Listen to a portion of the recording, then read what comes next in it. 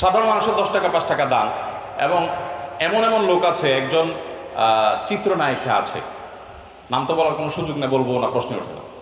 কোনো একটা mobile banking প্রতিষ্ঠান, সেটাও নাম বলবো না, একদম প্রথম সারি, দেখলাম যে ওনারা প্রচার করছেন যে ভদ্রমহিলা দান করতেছেন রমজান মাসে আমাদের প্রতিষ্ঠান। কেন দান করেছেন? উনি হয়তো মনে করেন যে এদের কাছে টাকা দিলে টাকাটা সঠিকভাবে ব্যবহার করা হবে। আপনাদের কাছে এটা বলার উদ্দেশ্য হলো, আপনারা মসজিদ থেকে নানামুখী উদ্যোগ নিতে পারেন, সমাজমুখী উদ্যোগ নিতে পারেন। নেতৃত্বের যে বিষয়গুলো সেগুলো অটোমেটিকলি চলে আসবে তখন। দেখেন, সমাজের অনেক বিষয় ওলামা একরামকে জিজ্ঞেস করা হয় না, ইগনোর করা হয়। এদেশে যেন ওলামা একরাম ভাসুরের মতো, এদেশে ওলামাদেরকে যেন কিচ্ছু জিজ্ঞেস করা যাবে না। জাতীয় সকল বিষয় সমাজের সাধারণ থেকে সাধারণ মানুষের মতামত নয়, আলেমদের কাছে জিজ্ঞাসা করা। এর অন্যতম একটা কারণ, আমাদেরও ত্রুটির জায়গা আছে, আমরা সমাজে আমাদের কন্ট্রিবিউশন, আমাদের অংশগ্রহণটা বাড়াচ্ছি না। তো সেই কাজগুলো যদি আমরা করি, আমরা সমাজে অনেক কিছু করার সুযোগ পাবো ইনশাআল্লাহ বিদিল্লাহ। বিশেষ করে মসজিদ ভিত্তিক কাজ যদি বলেন আপনি, বহু কাজ হতে পারে।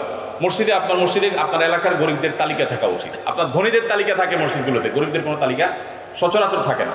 আলহামদুলিল্লাহ আমার মসজিদে আমি রাখি, গরিবদের তালিকা থাকে, কোন গরিবের বাসায় খাবার আছে, কোন গরিবের বাসায় খাবার নাই, সেটা যাবে।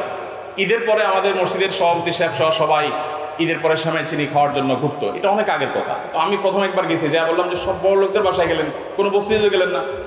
তো আমি তো শুধু আপনার ইমাম না, বস্তির লোকটারও ইমাম, চলেন আমরা সবাই সেখানে যাই, দেখি ওনারা যাবেন না, ওরা ঈদ বোধ করতেছেন। আমি বললাম মা সালাম, আপনাদের সাথে আমি নেই।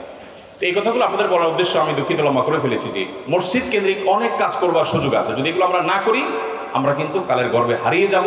ইতিমধ্যে সমাজের কোনো কাজে আমাদের তেমন কোনো অংশগ্রহণ, প্রভাবশালী অংশগ্রহণ কিন্তু নেই। আমরা চাইলে অনেক কিছুই করা সম্ভব, সেটা ব্যবসা বাণিজ্য হোক, সেবামূলক কাজ হোক, মানুষের সমস্যার সমাধান হোক, এগুলো আমাদের মধ্যে থাকা উচিত। কাউন্সিলিং, মাদ্রাসাগুলোতে অনেক কিছুই আছে, কাউন্সিলিংয়ের জন্য কোনো ডিপার্টমেন্ট নাই। এদেশে ফ্যামিলিগুলো ভেঙে খান খান হয়ে যাচ্ছে। আপনারা জানেন ম্যাক্সিমাম পরিবারগুলোতে বিবাহ বিচ্ছেদের হার এই পরিমাণে যে প্রতি বছর সেটা বাড়তে বাড়তে বহুগুণ বাড়ছে। তো এরকম পরিস্থিতিতে আমরা তালাকের ফতোয়া দিই, এটা তো ওলামাদের দায়িত্ব, ওলামারা দিবেন। কিন্তু ওলামা একরামের কাছে স্বামী স্ত্রীকে বোঝাবার জন্য কোনো বিভাগ কি আছে? মাদ্রাসাবাদের মসজিদগুলোতে কি আছে যে আমাদের মসজিদে এই এলাকাতে স্বামী স্ত্রীর মধ্যে কোনো ঝগড়াঝাটি বা পারিবারিক কিছু হলে আমানতদারিতার সাথে গোপন রাখা হবে, ইমাম সাহেব নিজে যাবেন, খতিব সাহেব যাবেন, দুই পক্ষের কথা শুনবেন এবং সমাধান সংশোধনের চেষ্টা করবেন। কোনো উদ্যোগ আছে আমাদের? এরকম আমি অন্তত 20-30টা উদ্যোগের কথা এখনই বলতে পারি যেগুলো আমাদের নেওয়া উচিত, অথচ আমরা নিচ্ছি না। না নেওয়ার কারণে কি হয়? এনজিওরা সেখানে যায় ঢুকে এবং মহিলাদেরকে ফুসলায় ফাসলায় বিচ্ছেদের ঘটনাগুলো ঘটায়। আমরা এখন একটা নীতিগত সিদ্ধান্ত নিয়ে অলরেডি বাস্তবায়ন করা শুরু করে দিয়েছি, সেটা হচ্ছে আমাদের একটা টাকাও ব্যয় করতে হলে স্থানীয় ইমাম সাহেবের রেকমেন্ডেশন ছাড়া আমরা ব্যয় করি না। এই যে স্বাবলম্বীকরণ প্রজেক্টের অধীনে আমরা প্রতি বছরই কয়েক হাজার পরিবারকে স্বাবলম্বী করার উদ্যোগ নেই। সেই ফরমে স্থানীয় ইমাম সাহেবের স্বাক্ষর লাগে। এমনকি এমনও হয় যে ইউপি চেয়ারম্যান সাহেব উনি কোনো লোকের কথা বলতেছেন, তো আমরা বলি তাকে, ভাই আপনার এলাকার ইমাম সাহেব সই আনেন। তো চেয়ারম্যান সাহেবকে ইমাম সাহেবের কাছে দাঁড়ায় থাকে, হুজুর আপনার সই ছাড়া তো ওনারা টাকা দিবেন। তো আমাদের উদ্দেশ্য দুইটা, এক হলো যে ইমাম সাহেবরা এলাকার হালত সবচেয়ে ভালো জানেন, বিশ্বস্ত। আর দ্বিতীয়ত হলো ওলামা একরাম, তাদের মুখগুলো উজ্জ্বল হবে। তারা শুধুমাত্র মসজিদের জন্য মাদ্রাসার জন্য কালেকশন করবেন না, আমরাও তো কালেকশন করে দিই, বাপের টাকা তো দিই না। যে মানুষ আপনাকে মাদ্রাসা মসজিদ করবার জন্য 10 টাকা দেয়, আপনি যদি সমাজমুখী কাজগুলো করার নেতৃত্ব দেওয়ার উদ্যোগ নেন, আপনাকে সে 1000 টাকা দেবে, 10 টাকা জায়গায় 1000 টাকা। এবং যখন সে কাজ করবেন, মাদ্রাসা আমরা করতেছি আলহামদুলিল্লাহ, অনেকগুলো মাদ্রাসা এর মধ্যে হয়ে গেছে। তো আমার অনুরোধ থাকবে যে আমরা যুগের চ্যালেঞ্জগুলো বোঝার চেষ্টা করি, আর সব কিছুর আগে আমাদের তাআল্লুক মা আল্লাহ যেন গভীর হয়, আমরা যেন তাহাজ্জুদ গুজার হই। আমরা অনেকেই আমি দেখেছি যে সাধারণ শিক্ষিত মানুষ নতুন দিনে আসছেন, বীজের রোজা তিনি রাখেন, কিন্তু আমি অনেক আলেম মজলিসে আছে দেখছি যে সোমবার বৃহস্পতিবার ধুমসে খাচ্ছি, কিন্তু একজন সাধারণ শিক্ষিত ভাই মাত্র দিনে আসছেন, উনি ঠিকই রাখতেছেন। এটা একটা উপমাদ মাত্র।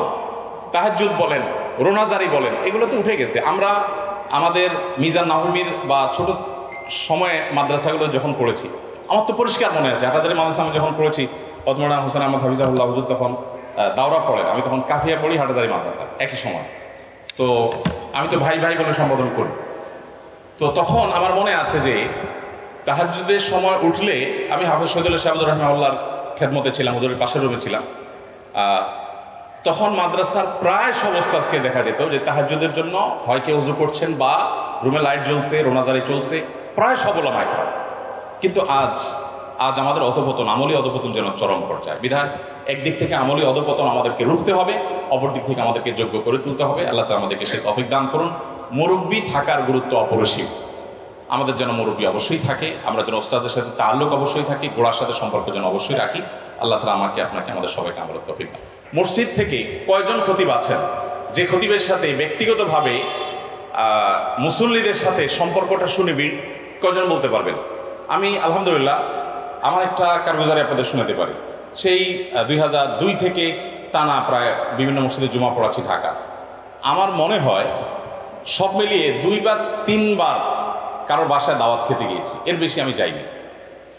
আমাকে কেউ দাওয়াত দিতে আসলে বলি, ভাই হুজুর হিসাবে দাওয়াত আমি খাবো না, আপনার সাথে আমার যদি এরকম কোনো তাল্লুক হয়ে যায় ব্যক্তিগত লেভেলে, তাহলে অবশ্যই যাবো ইনশাআল্লাহ। আপনি হুজুর হিসাবে এহসান করে, দয়া করে, মায়া করে একটু খাওয়াবেন আল্লাহর রাস্তায় সওয়াবের নিয়তে, এটার সময় আমার হাতে নেই আলহামদুলিল্লাহ। এর বিপরীতে আমি চেষ্টা করেছি, সিডর যখন হয়েছে, সিডর কি আজকের ঘটনা? সে 2003-4 ঘটনা, 7 সালের সিডর যখন হয়েছে, অনেকে আমাদের আসন্না ফাউন্ডেশন থেকে এখন বলেন যে কোটি কোটি টাকা, মিলিয়ন মিলিয়ন, আমরা গত ইয়েতে আপনার সিলেটের বন্যা আলহামদুলিল্লাহ 180 মিলিয়ন খরচ করেছি শুধুমাত্র সিলেটের বন্যা আল্লাহর ফজলে। অনেকে মনে করেন যে এখন বোধহয় আমরা অনেক কাজ করছি। 2007 সনে আমি যখন মিরপুরে ইমামতি করি, আমার মনে পড়ে যে সিডারে বন্যা হওয়ার পর 1 ট্রাক মালামাল নিয়ে 1 লক্ষ কয়েক হাজার টাকা, পুরো ফিগারটা আমার মনে নাই, এটা নিয়ে আমি নিজে মসজিদের সভাপতি সাহেবকে সাথে নিয়ে গিয়ে এলাকায় বিতরণ করেছি।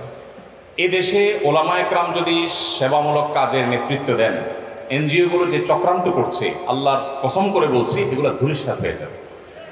শুধু ওলামায়ে কেরামকে আগাতে হবে। এদেশের মানুষের মন মানসিকতা অনেক ভালো, মানুষ ভালো কিছু করতে চায়। অনেকে আমাদেরকে জিজ্ঞাসা করে, ভাই আপনারা ফান্ড পান কোথায়? আমি বলি, ভাই আমাদের প্রতিটা টাকার হিসেব, প্রতিটা পয়সার হিসেব আমাদের কাছে আছে এবং এগুলো আমরা পাবলিকলি প্রকাশ করে দিই। আমাদের কোনো বড় লোকের কোনো পয়সা নেই।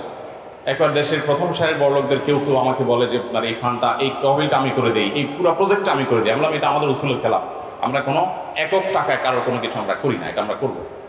যাই হোক, আমি দীর্ঘ করে ফেলেছি, আমাকে মাফ করবেন। কোনো ভুল হলে ওস্তাদরা অবশ্যই সংশোধন করবেন। আজকের এই অনুষ্ঠানে উপস্থিত হতে পারে আমার জন্য অনেক বড় সৌভাগ্যের কারণ। গত বছর উপস্থিত হওয়ার কথা ছিল, বিশেষ কারণে পারিনি। তো এই বছর উপস্থিত হওয়াটা আমার জন্য অনেক আনন্দের কারণ। আমার খুব ভালো লাগছে আলহামদুলিল্লাহ।